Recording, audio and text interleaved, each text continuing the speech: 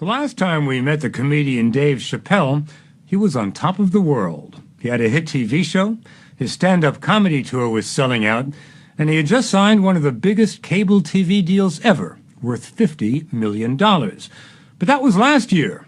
Last month, just before his new season was supposed to premiere on Comedy Central, Dave disappeared. For several days, no one here knew where he was. Then he surfaced in South Africa, where he said he was on a spiritual retreat. He offered no explanation for his flight from the spotlight, but did say that he's not crazy and he's not on drugs. We spent a few days with him last October, right after he signed his huge contract with Comedy Central, which is owned by Viacom, which also owns CBS. Here's what Dave's world looked like back then. So my bosses are paying you $50 million. Sorry about that, Bob. You're making more now than Mike Wallace. You're making more than Mike Wallace and Dan Rather put together. You're probably, even if you throw Ed Bradley into the mix, you're making more than Wallace and Rather and Bradley put together. Yeah. Wow. Off of Comedy Central. Man. When you put in those kind of perspectives, wow. Go get me a cup of coffee, Bob. Let's get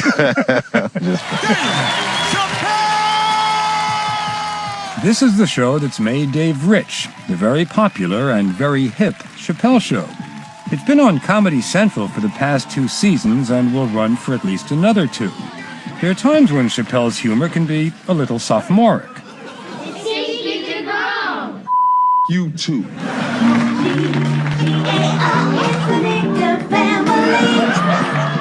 But often, Chappelle's work is deeply cutting, even subversive. Take a sketch about a white family in the 1950s with an unfortunate last name. Morning, niggas! Why, it's Clifton, our colored milk family. And it's my favorite family to deliver milk to. The niggas. It was just something that we thought was funny. A lot of people, both black and white, feel uncomfortable with what they call your overuse of the N-word. What do you say about that? To each his own. You know, I look at it like that word nigger used to be a word of oppression. But that when I say it, feels more like an act of freedom. An act of freedom. For me to be able to say that unapologetically on television, yeah. How would you react to a white comedian using the N-word? I'd be furious. Well, you didn't pay your bill last week. And I know how forgetful you niggas are when it comes to paying bills. That word, if you could sum up a story of America in a word, that might be the word that I'd pick.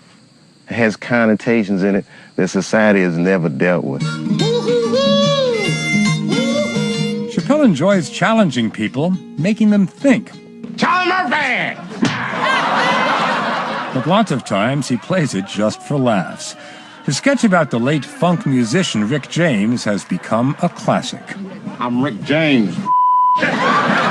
Enjoy yourself. We went to visit Chappelle on his 65-acre farm in the cornfields of Ohio. Yes, he really does live here with his wife and 2 children. He grew up in Ohio, moved to Washington, D.C. with his mom when his parents divorced, and was only 14 when he started doing stand-up. He was so good, so natural, that by the time he hit the comedy circuit in New York, the networks came calling, offering sitcoms. Do you remember how Dave first discovered comedy? Yes, I do. Yes, I do. Dr. Yvonne Sion is Dave Chappelle's mother. She's a minister and a college professor. I think the moment he decided to be a comedian was the day that he had to decide whether or not to sign up for the second week of basketball camp. And he called home and he said, Mom, he said, there are guys here who are bigger than I am, run faster, jump higher. Now, everybody was better than me, but I had them all cracking up. So I figured, let me tweak my ambition.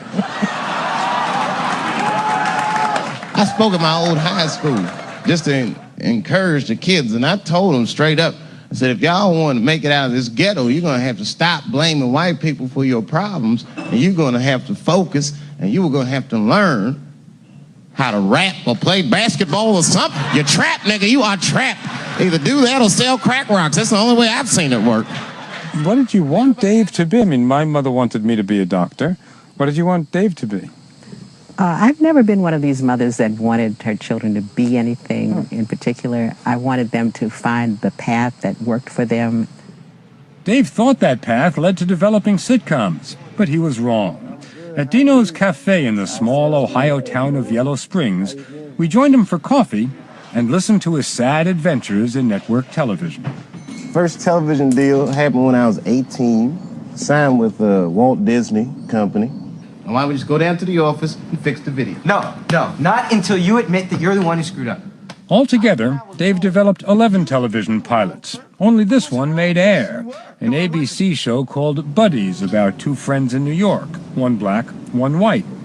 But it didn't turn out the way Dave envisioned it. It was just a bad show. It was bad. I mean, when we were doing it, I could tell this is not going to work. I'm sorry. I got you to say it first. And it didn't.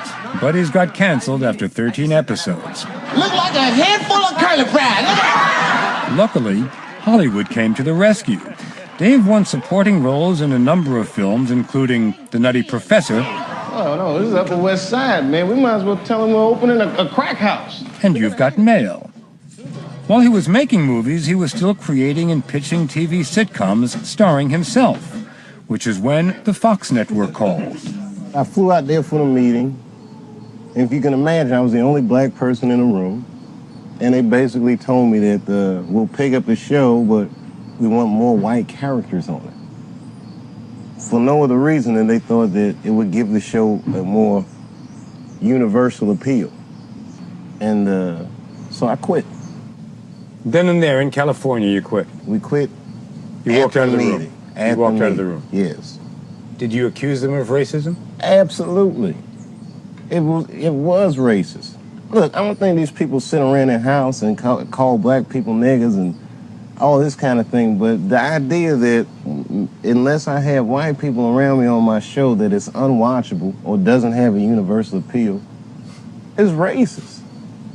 You know, they don't make them put black people on Friends, or they don't make them put black people on Seinfeld. But all of a sudden I get in the room and it's like, well, where's all the white people? So then when you dismount from network television, your father's also dying then, right? Yeah. He died not too long after that. So, you know, in the hills and valleys of everyone's life, this sounds like your pretty dark valley, huh? This was the beginning of a terrible decline, yeah. It was around this time that Chappelle retreated to a sanctuary in Ohio. He left behind the network TV deals, the cliché movie roles, the heavy partying. Left it behind to spend more time with his wife and family and to take a good hard look at himself. I was looking at myself for the first time and I didn't like everything that I saw, you know. But you got to do that in your life. You know, if you ever want to do something great in your life, you're going to have to realize your failures. You're going to have to embrace them and figure out how to overcome them. The sniper got over because we all thought he was white. He was black the whole time. And figure it out he did. Chappelle today is one of the hottest comics around. And while his first love will always be stand-up, The first clue that made me think he was black was when he started taking weekends off. I said, wait a minute. Black power! it was his show on cable that finally allowed him to be creatively free and true to himself. At a screening room in Manhattan, we sat down with Dave and his writing partner, Neil Brennan. They met at a comedy club in Greenwich Village when they were both 17. We watched one of their best-known sketches, the one about a white supremacist named Clayton Bigsby, who's both blind and black. Only Clayton doesn't know he's black. No one's ever told him. All he knows is that he hates blacks. First of all, they're lazy, good-for-nothing tricksters, crack-smoking swindlers, big butt-having, wide-nose-breathing all the white man's air. If you have hate in your heart, let it out. The climax comes when Clayton's followers, who've never seen his face, urge him to take off his hood and reveal himself.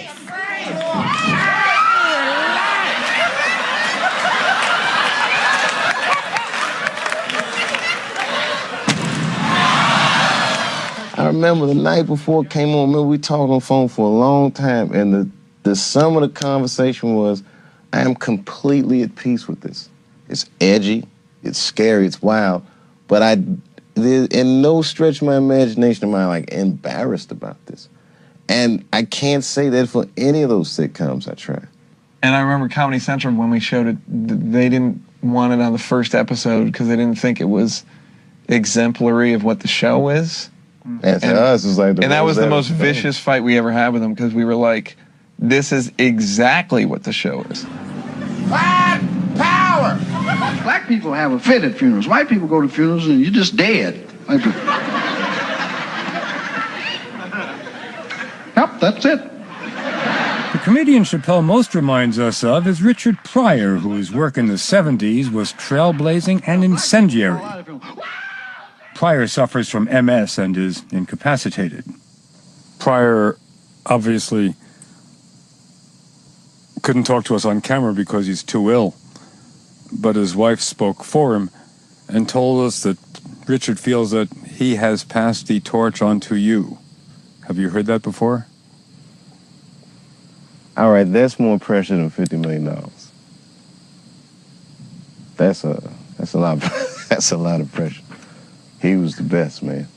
For him to say that, that's something I don't even know if I'll attempt to live up to that. Well, from the intelligence we got.